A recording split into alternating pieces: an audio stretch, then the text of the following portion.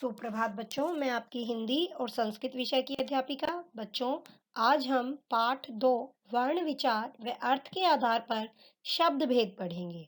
बच्चों, मैंने आपको पिछले व्याख्यान में पाठ 2 वर्ण विचार समझाया था। उसका कुछ भाग आज हम दूसरे व्याख्यान में करेंगे। तो बच्चों, वर्ण विचार।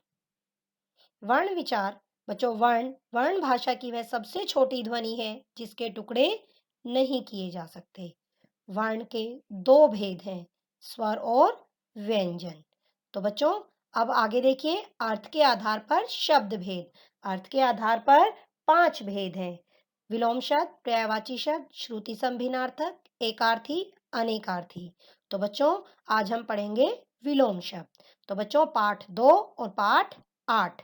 पाठ 2 में से सबसे पहले पढ़ेंगे हम मात्रा। मात्राएं, स्वरों के लिए निर्धारित चिन्ह मात्राएं कहलाती हैं। बच्चों, स्वरों के साथ उनकी कुछ निश्चित चिन्ह होते हैं, उनके वही मात्रा कहलाते हैं। ये स्वरों और व्यंजन दोनों पर प्रयुक्त होते हैं। तो बच्चों, ए स्वर के अतिरिक्त सभी स्वरों के मात्रा चिन्ह होते हैं। बच्चों, ए अमात्रिक है यानी बिना मात्रा का है। जो इसके अलावा स्वर हैं, उन सभी पर मात्राएं हैं, उनके कुछ चिन्ह हैं, वही मात्रा कहलाते हैं। आगे देखिए बच्चों, मात्राएं। अब देखिए, स्वर, मात्रा, फिर वर्ण मात्रा के साथ। ए मात्रा कोई नहीं होती यानी अमात्रिक है। तो कै के साथ जब हम ए लगाएंगे तो कै बनेगा, फिर शब्द के रूप में कमल और कर। बच्चों, ये 12 खड़ी के रूप में मैं इन्हें समझा रही हूँ, आप पहले भी पढ़ चुके हैं इसके बारे में। देखिए, आ, जब हम कै के साथ आ की मात्रा का प्रयोग करेंगे बनेगा का, और शब्द बनेगा काला और कपड़ा। ई, मैं के साथ छोटी ई की मात्रा का प्रयोग करेंगे तो मी, तो मिठाई, मिठास। से के साथ बड़ी की मात्रा का प्रयोग करेंगे सी, तो सीख, सीमा। कै के साथ छोटे ऊ का प्रयोग करेंगे तो कु, तो कुली और कुम्हार। आगे देखिए बच्चों, ऊ, बड़े ऊ की मात्रा का प्रयोग चे के साथ तो बना चू, चूना, चूरमा। री की मात्रा का प्रयोग कै के साथ क्री, तो कृषि और कृष्ण। ए के साथ बच्चों, ठे के साथ ए की मात्रा का प्रयोग ठेला और ठेस। आई की मात्रा का प्रयोग मैं के साथ करते हुए मैला, मैच। ओ की मात्रा का कै के साथ प्रयोग को, कोयल, कोमल। औ की मात्रा का प्रयोग कै के साथ तो कऊ, कौन और कौतूहल। इस तरह ये हुए स्वर और उनकी मात्राएं। बच्चों, स्वरों के निर्धारित चिन्ह ही मात्रा कहलाते हैं। अनुस्वार और विसर्ग। हिंदी वर्णमाला के अनुसार अनुस्वार तथा विसर्ग को ए के साथ जोड़कर लिखा जाता है। अंग और अह लिखा जाता है। बच्चों, हर वर्ग का 5वां अक्षर अनुस्वार के रूप में प्रयुक्त होता है। तो जैसे देखिए, कंघा, पंखा, और पंखा के साथ हम यहाँ पर कंघा का प्रयोग कर रहे हैं। इन दोनों शब्दों पर बच्चों अनुस्वार है, और ये वर्ग का 5म अक्षर के रूप में प्रयुक्त होते हुए अनुस्वार का प्रयोग है। अह के साथ ए के साथ विसर्ग चिन्ह लगे हैं, जैसे अतः और प्रातः, स्वतः। बच्चों, ये इनका जब उच्चारण करते हैं विसर्ग का, तो इसमें है का प्रयोग होता है, यानी है की आवाज निकलती है। तो बच्चों, अनुस्वार और विसर्ग न स्वर होते हैं, न व्यंजन। ये अयोगवाह होते हैं, केवल इनका उच्चारण स्वरों की सहायता से होता है। तो बच्चों, ये अनुस्वार और विसर्ग अयोगवाह होते हैं। अनुनासिक, इनका उच्चारण नाक और गले दोनों से होता है, जैसे चांद, गांधी, आंगन। बच्चों, अनुनासिक का उच्चारण स्वर और व्यंजन इन दोनों पर किया जाता है। अनुनासिक का प्रयोग स्वर और व्यंजन दोनों पर किया जाता है। जब हम इसका उच्चारण करते हैं तो नाक और गले दोनों से आवाज आती है। बच्चों, इसे हम चंद्रबिंदु भी कह सकते हैं। तो इसका चिन्ह होता है अर्धचंद्राकार के ऊपर अनुस्वार का प्रयोग। बच्चों, अनुस्वार वर्णमाला के 5म वर्ण के स्थान पर प्रयोग में आता है, यानी हर वर्ग का 5वां अक्षर जो है अनुस्वार के रूप में प्रयुक्त होता है। हलंत, जब व्यंजन वर्ण स्वर के बिना लिखे जाते हैं तो हलंत का प्रयोग होता है, जैसे क, च, ट। बच्चों, मैंने आपको बताया था कि व्यंजन अपने आप में आधे होते हैं। जब हम इसका उच्चारण करते हैं तो हमें स्वर की सहायता लेनी पड़ती है, और व्यंजन आधे होते हैं इसीलिए उनके साथ हल चिन्ह या हलंत लगा होता है। तो बच्चों, हलंत का ज्यादातर प्रयोग संस्कृत भाषा में किया जाता है। अर्धचंद्र, यह विदेशी ध्वनि जिसे आगत नाम से जाना जाता है, इसे आगत चिन्ह भी कहा जाता है। बच्चों, इसमें आधा चांद होता है, इसके ऊपर अनुस्वार का प्रयोग नहीं होता, इसलिए ये अर्धचंद्राकार या आगत चिन्ह के रूप में जाना जाता है। इसका प्रयोग अंग्रेजी भाषा के शब्दों में किया जाता है, जैसे doctor, officer, colony, coffee, chocolate, toffee आदि। ये सभी शब्द बच्चों आगत शब्द हैं, अन्य भाषाओं से लिए हुए शब्द हैं। वर्ण संयोग, वर्णों को जोड़कर लिखना। बच्चों, वर्णों का मेल वर्ण संयोग कहलाता है। मैंने अभी आपको व्यंजन समझाए थे, और व्यंजन में मैंने आपको 33 व्यंजन के बाद संयुक्त वर्ण बताए थे। अक्षय, त्रय, शय, अक्षय, त्रय, ज्ञ और श्रय, ये चारों जो हैं आपके संयुक्त वर्ण होते हैं। अक्षय बनता है कै हलंत जमा शय, त्रय बनता है तय हलंत जमा रय, और ज्ञ बनता है जय हलंत जमा ये। आगे देखिए वर्ण विच्छेद। बच्चों, वर्ण विच्छेद यानी वर्णों को अलग अलग करना। किसी शब्द को अलग अलग लिखने की प्रक्रिया को वर्ण विच्छेद कहते हैं। बच्चों, शब्द के प्रत्येक वर्ण को जब हम अलग अलग करके लिखते हैं तो वह वर्ण विच्छेद प्रक्रिया कहलाती है।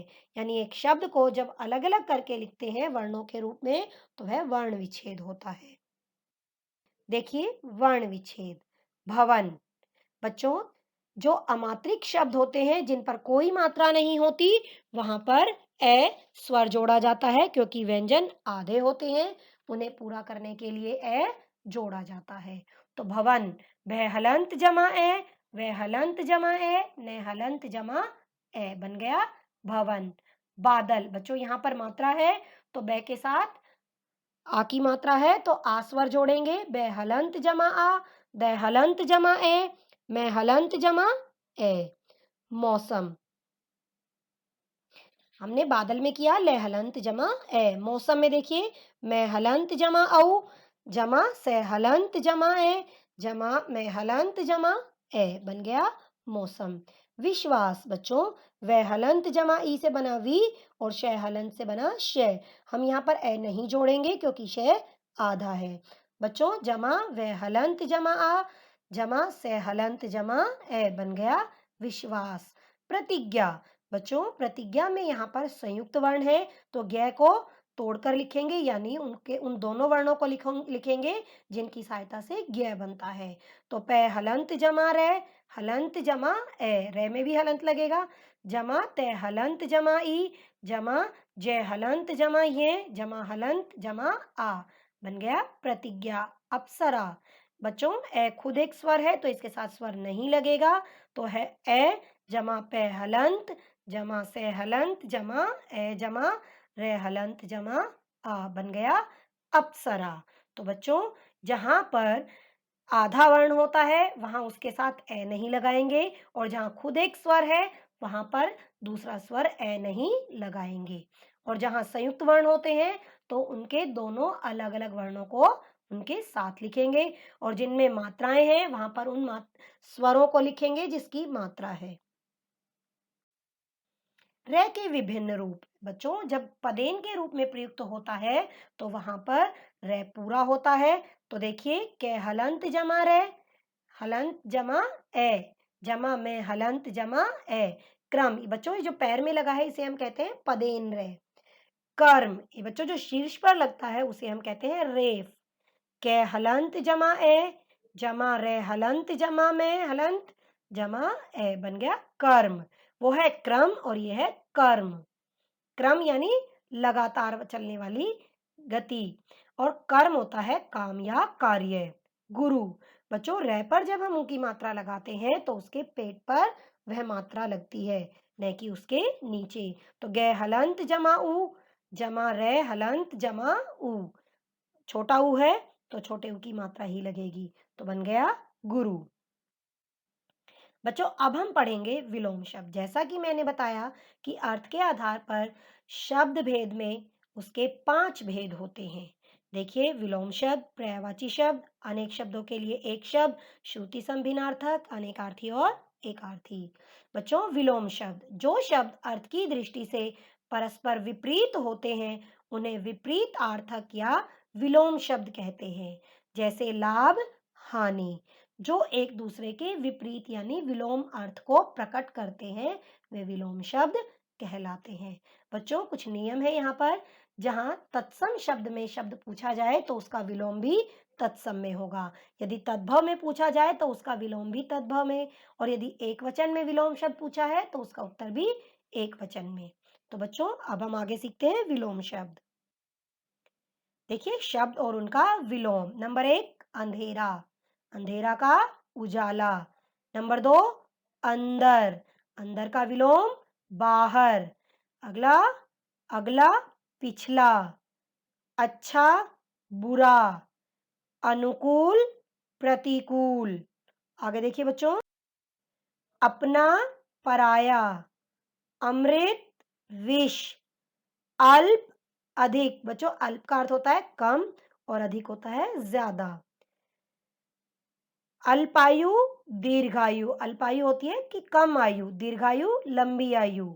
आकाश, पाताल।